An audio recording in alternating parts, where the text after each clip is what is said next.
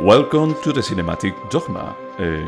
I am Jose, your host, as every time, and I'm joined by my other hosts, as every time, by my friend Blake. Happy to be here and ready to give some strong opinions. I know that you have some of those. We both have. We both have. Now that you mentioned this, sometimes do you ever feel guilty for having strong opinions about almost anything? I want to say no to that. However, I don't express any true opinions, for instance, in the workplace. So clearly there's something there because I know I can't express my opinions, but I think that with time, I have transitioned to having less of a filter, and I'm going to be like expressing my opinion. So yesterday we went to watch a movie, my boyfriend and a friend, and when we left, they were both like, "I like it, I like it," you know. And both of them like expressed, "Oh, it was nice." I was like, "What? This was like basically a rip-off of this movie and this movie for the TikTok generation. This was garbage," and I just felt like, why am I doing this? Why do I want to actually just like pop like the chart, you know, like the moment of happiness that people have, like just enjoying something, like trying to be like more critical about it. I haven't gotten there yet, but you are almost 4 years older than me, so maybe one day. Yeah, it's your future. Sorry, dude. But just talking about future, let's just talk a bit more about the past. What did we watch this time? So for this film, we decided we wanted to check out the prequel to Megalopolis. So we watched the 1974 Francis Ford Coppola film, The Conversation, starring Gene Hackman, and Harrison Ford just pops up there for a few minutes. A super young Harrison Ford. Yeah, I'm not that familiar with Star Wars, but I think this was like pretty close to the first Star Wars film, right? This is 74? I'm not like, yeah, so this 74, yeah, I will have to check it out. Like, 77. So this is pre-Star Wars? So it's a small, yeah. Wow. Who knew? He even had a career then. This is like a very small role, though. He was actually not bad. I don't think Harrison Ford is a bad actor. I just don't think he's particularly gifted. But here he was enough. He was enough. Yeah. I feel like, yeah. Well, we don't have to go into details yet, but why did we choose this? It was basically because we recently watched Megalopolis and we felt like, hey, let's just dig a bit deeper into the good years of Francis Ford Coppola. Yeah, I think we we just wanted a palate cleanser from Megalopolis and to remind us that at some point Francis Ford Coppola directed films we enjoyed. And I think we hoped we had enjoyed this. We had both seen this before, right? I know I had, but I've seen it like 10, 15 No, years. I haven't. Okay. I hadn't. Yeah, this was my first time. So, as you had already watched it, why don't you summarize it? So the film takes place in 1974. It centers around a guy named Gene Hackman. Harry Call. Sorry, I couldn't remember the character's name. Harry, played by Gene Hackman, is a surveillance expert or virtuoso. Yeah, so like he's very, very good at it. And he works for a company that's hired by mostly private entities to basically do spy work that's legal, I would guess, but also by governments. But there's a theme here that like the world is led by private enterprise, not by governments, whatever. We don't have to explore that. Mm-hmm. He is hired by a company or an organization that we never really learn the name of, I don't think. And the client is only known as the director to eavesdrop on, I think the target is a man and a woman, but it seems to be the woman is primarily the target. So we see Harry and his team placed around Union Square in San Francisco, and they have their high-tech devices, Yeah. and this couple, this man and woman, are walking around a very crowded Union Square. A Union Square which has changed significantly since the early 70s in terms of design. Yeah, it took me like a while to realize, it's like, okay, is this Union Square, until I realized like the surroundings, and it's like, oh yeah, there are like some elements that they are the same, but yeah, it definitely changed. The pillar, I was like, oh, okay. I get it. There's the pillar. Yeah. And so I think they capture, correct me if I'm wrong, the conversation from a couple different angles. So while the couple's walking around, they believe that they cannot be recorded because there's like a band playing and it's very noisy and they keep moving locations. But Harry's good at his job, so he gets the conversation. But he he is an obsessive person. He's paranoid. And he starts to, even though he claims that they have no responsibility to their recordings after they pass it to their client, something about this recording gets to him. So he starts digging, and before he gives the tape to the client, he kind of figures out that the woman or the man and the woman he's recording seem to be in danger from his client, which is the director. So he basically has a crisis of conscience and is trying to figure out what to do. And slowly he kind of unravels the recording to reveal more and more and more. And I'm just going to say it in an ingenious way that I felt was ultra compelling. I see by your face you may disagree. No. I was going to say that I don't know if we should or should not spoil the ending. I don't know if you want to go too far. I don't think spoiling the ending is necessary to an analysis of the film, so let's not. Okay. Okay. But let's just say, and you and I spoke. Did you and I speak about this? Basically, it's blow up, but instead of being about photography, it's about audio recording. But it's basically that same, like, looking at the same material over and over from different angles, looking at it, and more things become revealed. And then all of this in the setting of San Francisco, which is kind of famous for noir films. This isn't technically noir, but it's neo-noir, so it's, it's menacing and... Is there anything, without giving away the ending, is there anything I missed from the plot synopsis? No, I would actually say, like, a small detail is that Harry actually is a bit haunted by another incident in the past when he actually wiretapped in another situation when he used to live in New York, that those tapes that he generated, like, ended up with the death of a family. Yeah. That a family was murdered because of the content on those tapes. So we see like a tortured man, like, just coming up to terms into, hey, what I'm doing, is it actually bad? Is it per se I'm not killing anyone? Is that, am I responsible for the actions that some other people may take on top of it? And we see like other people, he is not like too attached to other human beings. We see him interacting with others, but clearly is a tormented soul. Yes, and we see him plays jazz. We see him try to make human connections on a personal level, and they're just extremely dysfunctional at best. Like, this guy's really messed up. Kind of a guy you would expect to be living as a bachelor in the 70s in San Francisco. That's true. I don't think we need to give anything away. But what did you think of it? Did you like it?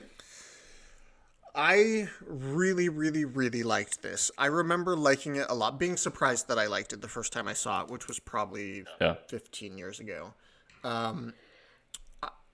We joked that we picked this because we wanted to remind ourselves that Francis Ford Coppola could be a compelling director, but as I watched this, I was like, this is not even the same guy that touched Megalopolis. Like, he wrote this script, which I think is brilliant. The direction is simple but assured. He produced it. You could see he so clearly had a vision. And as I was reading about this film after I watched it, he specifically said that he saw Blow Up 2 years before this, and he's like, what if I did this with audio surveillance? So, like, so he was so paid. Oh yeah, okay. He said it. So when you take that into account, it's like, okay, this isn't as original as I'd like to think it was, but regardless, like, it's just a great film. And I love the editing. The final shot, so good. The final scenes. Yeah, I uh, I really liked it. I mean, I just felt like if this were to be remade today, it would be David Fincher, probably the only one that I could trust to do like this kind of thriller because it felt a bit like a roller coaster. I felt like the human component of the guy like dealing with guilt. It was maybe a bit heavy-handed, like that scene with the dream in Alta Vista Park. I just felt it's like, sure, The visions or that scene. There's two, right? There's two of these kind of like yeah, absurd, surrealist scenes that are just like, yeah, we could have taken these out and kept it deeply, like yeah, firmly rooted in yeah. reality. But besides that, like, I can look past that. Yeah, I'm not going to be like talking about the end, but I think the first and the second act are like really strong, and then the third act, it goes like a bit all over the place.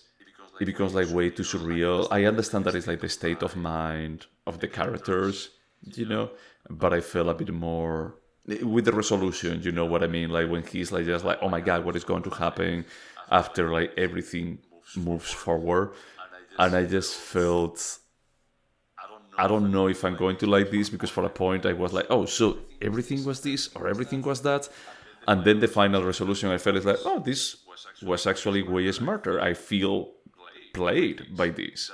That's the other reason what I feel is that hey, David Fincher could be like a good person for doing this because he's also like pretty good into just playing like back and forth with the audience. And I feel like for him writing this is what you said is that it feels like a different person. It feels like hey, when you can contain yourself to a small thing, maybe you can do a better job. And I love the scene in Blow Up when they are like expanding the picture because of how visual it is, like the pictures everywhere, like the photos. But the audio here is amazing. Like the audio design on this movie is incredible. It's It's like so really, cool. really good Did it how win he an plays. Oscar? Yeah, Because I never pay attention it to the should. sound awards, but I was Yeah, like, this is genius. yeah. It's like how he actually replaced the same scene, how he's like filtering the audio, and it's true that the technology like changed a lot. That now is that with whatever audio tool you can arrange everything like super fast. But back then I just felt like, oh, okay, this is believable. It's like I can actually like imagine someone that is like, I'm going to be like doing this specific filter and just see if this actually clears the signal until I get like those words like properly and just like mounting up like the whole conversation. So I felt like the first act was incredible. And exactly in the same way, like just what you mentioned, that really cool scene in Blow Up where they just look at the same material over and over and over. Like they even show it to the audience, and like we're Yes. seeing and hearing new things.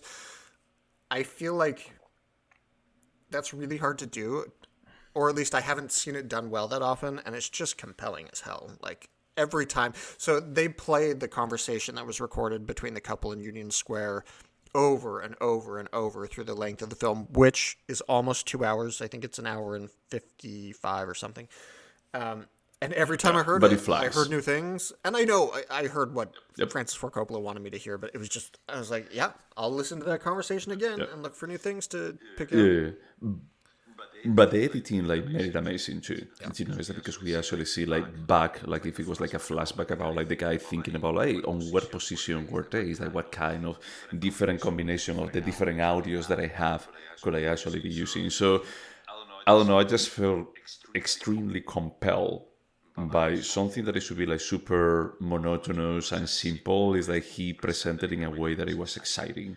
So I have a question. Do you think that there is a lot of this movie in the life of others, Oh, the German interesting. I movie? didn't even think about the comparison. Because there is also the part of you develop empathy like for someone else and you know that your actions may have consequences on them.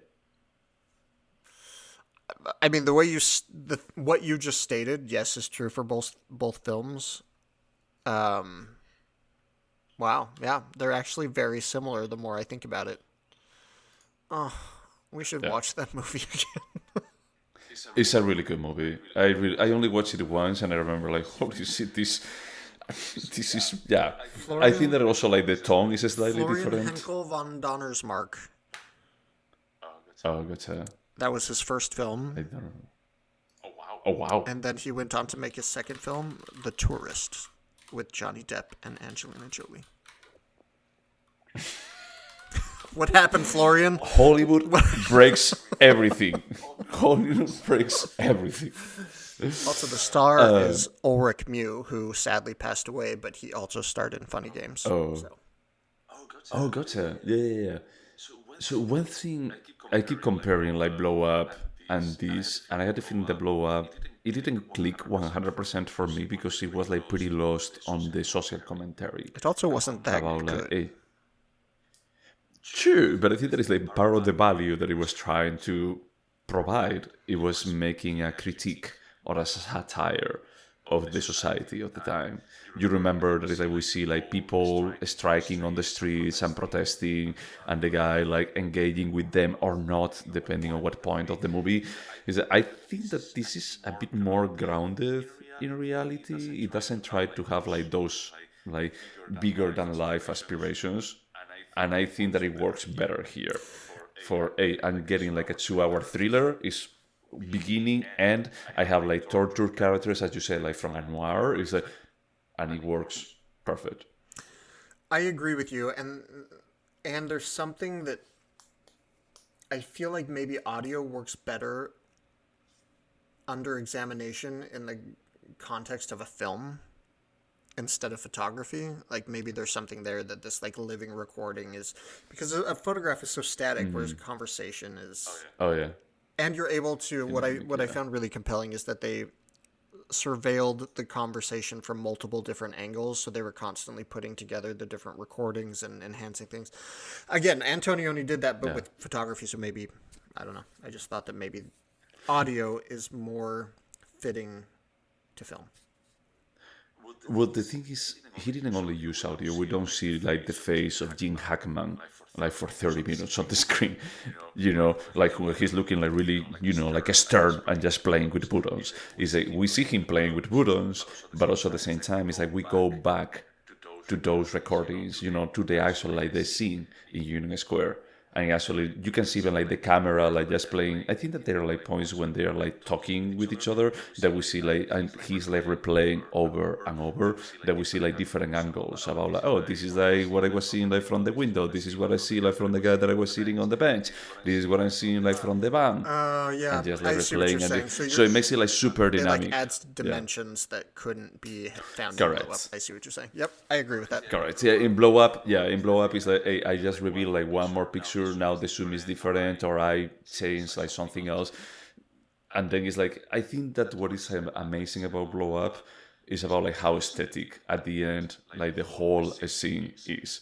That is, hey, this could be like a museum room. The final scene in It's his just apartment. a single piece. Yeah, it's just a single room, but it's like there are like so many copies and a single picture, but it's like there are like so many copies that is like it has like an aesthetic value. So it's like you are building up like the art there. And on this one, I think that is slightly different. It's like more dynamic, more like engaging you, giving you like a small pieces that it makes you feel like, oh my god, what is going to be like discovering next. This film, by the way, was nominated for 3 Oscars: Best Picture, Best Original Screenplay, and Best Sound. It didn't win any of them. What won Best Sound? Over. I bet it's like. Wait, what? I don't know, but I bet it's like some Disney animated film. No, it cannot be that. Let me just check. Best Sound winner. That would be like 1975. I bet not many people Google that. Jaws. Oh, well, okay. Oh, no, I sorry. wondered if That at was that Best time- Music. I'm not looking at the right. Ignore me. Anyways. I've never liked the Oscars website. Yeah, it's pretty bad. Oh, Harry? Earthquake. It's a movie called Earthquake. And then it gives the name of the Oh, sound. yeah. I don't even know that. Yeah, and it was like Chinatown, The Conversation at Towering Inferno, that I don't know either, and John Frankenstein. Oh, wow. Uh, so wait a second. The funny thing is, like, Francis Ford Coppola also had The Godfather Part 2 the same year. Which was also nominated for Best... Oh, no, that was Best Music. But it's incredible to me, It's like he didn't win, like... Sorry, he won, like, Best Actor in a Supporting Role. Wow, but he had, like, a lot of nominations. Best Art Direction, Set Decoration, Best Director. This is The Godfather Part 2. Yeah. Best Music. Yeah. Best Picture. Yeah. I was like, you can't just agree with that and move on.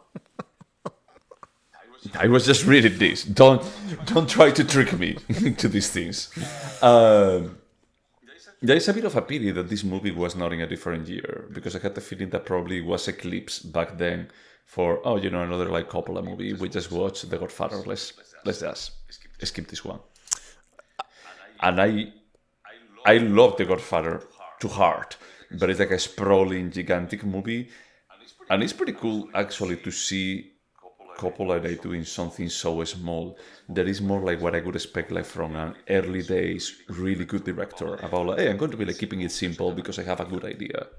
Yeah, that's a good point. I think the scale of the story is kind of perfect. Like, maybe don't give Francis Ford Coppola $150 million to just... He gave it to himself. He gave them to himself. That's the problem. He's like, he got too much money. We created this monster. Did you read, and I don't want to keep picking on poor Francis, but the forecast for opening weekend, whatever his distributor were, agreed to put it in 2,000 theaters. And they said, worst case scenario, it'll make $5 million, which is really low. It made $4 million, which made it the sixth highest grossing film that weekend. The number 5th highest grossing was a foreign film in a language I had never even heard of, and only showed on 1,000 screens, and it out-earned Megalopolis. Poor guy. Oh, that's so painful. Yeah, I mean, I was talking like with this friend yesterday, and we were talking about it's weird to see such a good director like being so disconnected, and I had the feeling that the problem is like if you chain like many successes like early in your career, it can be like pretty easy for you to just like lose your north. From the perspective that is like the critic is always going to be like looking at you. You remember Dracula? I remember like just watching it when I was little, and I was saying like, oh, this was pretty good, But it was mostly because all of the press was saying is that, hey, it's Francis Ford Coppola new masterpiece. And when we watched it like a couple of years ago, we were like, this is not that great.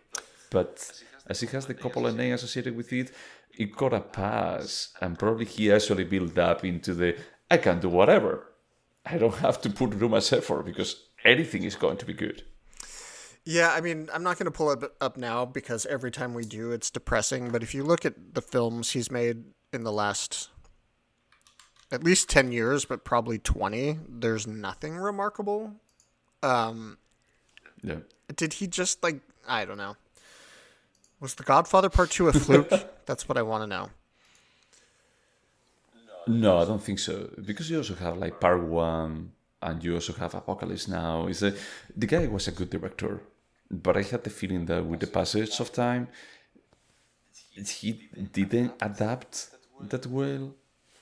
It's kind of like Robert De Niro, who used to be super method back in the 70s, and he did Taxi Driver, and he was really good. And then like 20 years ago, he was like, I found out you didn't have to do any of that. And he hasn't performed well since. I just have to show up and they write me a check, So the opposite of Anthony Hopkins, that is that guy is going to die acting and he's going to be like taking all of his roles seriously. Yeah. I don't know. When I watch a movie like The Conversation where he's in his, best prime. I don't know how to say this. When you look at the best of Francis Ford Coppola's work, you remember, oh, this is a really talented director. I don't know why he's choosing not to use that talent anymore. But when he wanted to be, he was really good. I like the idea of he's choosing to be bad. He's choosing to not use his talents anymore. I mean, I always like when people say you should love your job. That wasn't the right analogy. Hold on, let me think about this.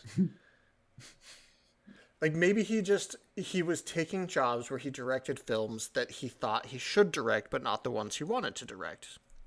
So after he was able to pay his dues, he's like, now I'm just going to make mediocre tripe. Because that's what he liked. And in fact, I read the New York Times review of this film. And The Conversation. Yes, of The Conversation. And the New York Times was not that impressed because they said he came so close to making a great movie. But it seems that Francis Ford Coppola was only interested in creating elevated melodrama. And I think through the test of time, this movie has proven itself to be a great film. But like I could understand that perspective in 1974 where it's like, does this elevate itself above, regular action movies? The answer in 2024 for me is absolutely yes. But it's also like attached to the idea that cinema, like the average movie, it has declined significantly from what it was in the 70s. I feel. The average movie. The average movie, sure. Yes. Yeah. I mean, peaks and valleys, they're always going to be there, But it's like as you were comparing it with action movies, nowadays there is the average movie. Is that I feel like, this is better. It's melodramatic, it's like, hell, we even have like a dreamy scene in Alta Vista Park surrounded by fog where actually the guy opens up about his childhood. It's I don't know. Yes, it's melodramatic. It is melodrama. Like is that part is like sure, whatever. But at the same time, it's like it's a ride. It's a roller coaster ride, and I prefer to have a roller coaster ride that is based on a good script than having a roller coaster ride that is based on special effects and things that don't exist on the screen, like any Marvel movie. Yep, I agree. I like this movie. I liked it a lot. And yes, we should answer the questions. Nice. Okay. So, Blake, would you watch it again? Yes. And soon. I found it that compelling. Yeah. I think even like you are the one that tends to mention this. I didn't watch it with my boyfriend, but I would definitely rewatch it with him like next week. Because I feel like it's a super easy watch, super engaging, like from the beginning to the end. It's 2 hours, but it feels like 70 minutes. Yeah, that's a good point. It feels much shorter than it actually is. Yeah. Yeah. Would you recommend it? Yes, to anyone. I don't even know what this film is rated, just in terms of quote unquote offensive content. But this feels like a great film for anyone. Yeah, I think so. As I was saying, it's a roller coaster ride. I don't remember if they are, like women breasts on the screen. I rarely pay attention to there is. So you just ignore it. You have like a filter, like when they're like trying to hide the identity of someone and they have like a black bar over their eyes. Is that you have that in front of the women? Like, nope, I don't care. That doesn't exist. No interest, thanks. Yeah, there is a bit of violence. Or a bit of implied violence. We don't really see it on the screen, like directly. Yeah. But I don't think that it gets like to a point of gore or anything like that. That is that you can just like, sure, whatever. That's a bit disturbing. I wouldn't recommend it to a little kid. But it's like to any adult that I know, is like who says that this is a good watch. This is a surprisingly good watch. Yep. Would you remember it? I would say yes. Well, I remember the very, very basic outline. Most of it I forgot. When Harrison Ford showed up on the screen, I was like, what? I mean, he's on the screen like 2 minutes. It's true, but I was like, how did I forget he was in this? I remembered about maybe 20% of this. I would say yes. I will always remember the basics. Gotcha. Did you remember like all of the twists and turns? No. I remembered the conversation in Union Square. Well, I didn't even remember it was Union Square, but to be fair, when I watched this, I didn't live in San Francisco, so it was less important. Yeah, that's fair. Yeah, I think that I would also remember it. I think that there is like a lot of parts that I would forget. I would forget that he plays the saxo at his home, probably. How could you forget that after the final scene? Yeah, it's a cool scene, but at the same time, I'm pretty sure that I will forget the final scene. I will forget the twist. I will forget Harrison Ford.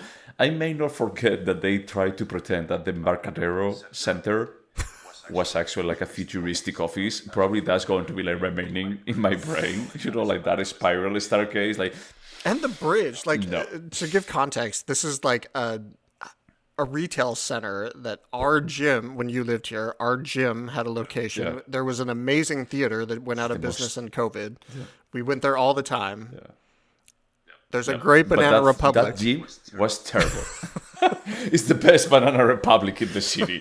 But no, that gym is terrible. And I remember like going up and down those stairs, and it's like, it reminds me a bit of, the new wave cinema from France. Is like, if you think about like Alphaville and the likes, that they try to pretend it's like, this is a futuristic place. And it's like, no, that's the lobby of a building. To be fair, it looked great on screen. I was like, I bet this is what, who directed, oh shit, what was that film with Uma Thurman? Gattaca. I'm like, I'm guessing Gattaca, that all the Andrew Lloyd Wright. Yeah. Am I confusing Andrew Lloyd Webber? Frank Lloyd Wright. Sorry. Frank Lloyd Wright. All those buildings. Yeah, Andrew Lloyd Webber. There's probably like a Starbucks right around that corner, but it looks great. Yeah. I mean, in this case, what it was hilarious is that the framing, it was like, let's not let people see that there is a garage on the left and a shop on the right. And several homeless people just sleeping right there. Well, it was, I don't know if in the 70s it was as bad. Oh, come on. They called it out in this film even. When they walked past the guy on the bench, and she's like, oh, that's so sad. I was like, come to my neighborhood, lady. Just think that they used to be poor babies. Just think that they were baby boys. I didn't even think this. So this was all filmed like 5 blocks from my place. Yeah. I mean, 5 blocks, a tiny bit more, but not that far. Anyway, close by. Yeah. We don't have to give like a specific direction. We will when the recording stops. Don't worry. Okay. Is there anything artistic about the conversation? Yeah, we've already mentioned a few specific things. I think Gene Hackman was excellent. I even think Harrison Ford was good. I think the script, I don't know how he came up with the script. I think it was great. The sound design, the direction. There's a lot artistic about this. Yeah. The sound design, I was just checking the Oscars. I want to check like the Oscars in 76, but I could actually, like someone in the Academy saying there is we don't have an Oscar to represent what this movie did. In 76. I was joking in 76, in 75 after saying there's like sound in general, is that you can give it to George, you can give it to anything, but when it comes to sound editing, is that this is perfect. Yeah. Is that this is like as good as it's going to get. And it's like probably I could see like these and other movies that just being like the source of the Academy, like started like paying a bit more attention to sound design. Yeah, I can see that. And it deserves to. So Yeah. So I was joking earlier about that trailer about Soderbergh like pushing the boundaries of cinema with presence. Is that I think that this movie may have pushed like a bit of the boundaries, like when it comes like to the sound editing part, So I think that that's great. The script is great. The acting is fine. I feel like the Gene Hackman character is that he is told like, hey, you're a broken man that plays action, but you're proud of what you do. But you're a broken man, remember? So I think that is a very one-tone kind of character. When he actually gets out of it, that he gets like a bit of excitement, he always falls back into the one-tone like pretty quickly. That's like the part that for me was like, okay, that's fine. This is the melodrama part, like the human component to it. But everything else I felt like is masterfully developed on the screen. I'll have to think more about that. I'm admittedly not great at identifying good performances, but I was particularly impressed. There's a scene, it's tiny and insignificant, but he goes to a hotel and he requests a specific room, and when that room isn't available, he's just deflated, and this like whole movie plays across his face where he's like trying to figure out what to do, and I was just like, wow, it's so subtle, but he's able to do so much. But I hear what you say, and I'll have to look at it closer. Yeah, we can talk about it later. So do you think that this is a timeless piece? Yes, and you and I were texting about this yesterday. Because of the technology aspect, it is firmly rooted to a point in time, but living in a surveillance state, being paranoid of governments or big enterprises, it's all timeless. So Yeah. yes, it's timeless. Yeah. Yeah. And I think that he's also like the type of person that he does this for a living, but he's concerned of getting wiretap at the same time. Well, yeah, there's a So guy. it's a If bit you're more cheating, of you're that always dynamic. convinced your spouse is cheating, right? The guy who's listening in Yeah. on everyone is convinced everyone's listening in on him. Yeah. So I feel like the kind of challenge like presented on the screen is like completely timeless. I didn't even like care too much about like the technology like being like pretty outdated or not. That's the part that I feel is like, hey, if it were to be remade nowadays, I could trust David Fincher to do it, but also at the same time, I'm a bit concerned of how they will rewrite technology for it. I would be very interested to. I can't think of his name. Who directed Drive? Nicholas Refn. Does that sound right? Nicholas Winding Refn. I think I would like to see him direct this script. He's so meticulous in Drive, like showing the art of driving a car. I think he could put this on screen in a cool way. So let's go. Could you turn this into a TV show? I no, no, I would not.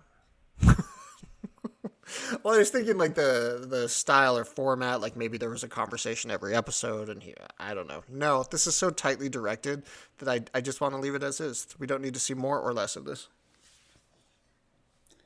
Yeah, I don't think that it needs to be changed. It's like I don't need more of this. Is that this is just one story, one of the cases that he did, and it's for like displaying like what a broken character he is and like the implications of the work that he does. That's it. No more. Uh, do you think this movie could have been better? Uh, I'm not saying this is a perfect film, but there's nothing glaring. I'm just gonna say no. There's no major problems that I would be like that. Fix that. Yeah, I complained earlier a bit more about like okay maybe the acting is a bit of a single tone thing, but probably I couldn't change it because I think that just giving like more complexity or more whatever it can detract from how engaging the movie is in itself. So for that perspective, I'm like, that's fine. Let's just keep it as is. It's perfect. I mean, it's perfect. It's a really good movie. And those were all of the questions. Ooh, I haven't So even thought about a score. should we score it? Yes. Okay, I can. Go ahead. You go first. I can score it first. I can score it first. So for me, I have it torn, but I'm going to be giving a 8.25. 8.25. I was going back and forth between a 9 and an 8.5, and I think I landed on an 8.5. Okay. So pretty close to each other. I found it like super engaging, but I also have to say I started watching it in an international flight and I fell asleep to it. So I had to rewind like some days later into okay, at what point was I? So I wonder if I were to watch it as a single take, like from the beginning to the end, if it would have been like even like better. And I fell asleep not because it was like boring or anything. It was more because it was like a long flight. I'm trying to think. No, I watched it in one sitting, but it is fairly well. At least the conversation reveals bit by bit, so you kind of do have to pay pretty close attention. Otherwise, you can miss Yes. Anyway, great Yeah. film. I think this is your pick, kind of. Excellent pick, Jose. Thank you. Thank you. I don't think that it was my pick, but thank you. I appreciate it. To recognizing my maybe pick or not. Hey, and I think that that was everything for the conversation. So to everyone out there, thank you so much for listening to us. Yeah? And join us next time so you know how to feel about the films we talk about. Bye.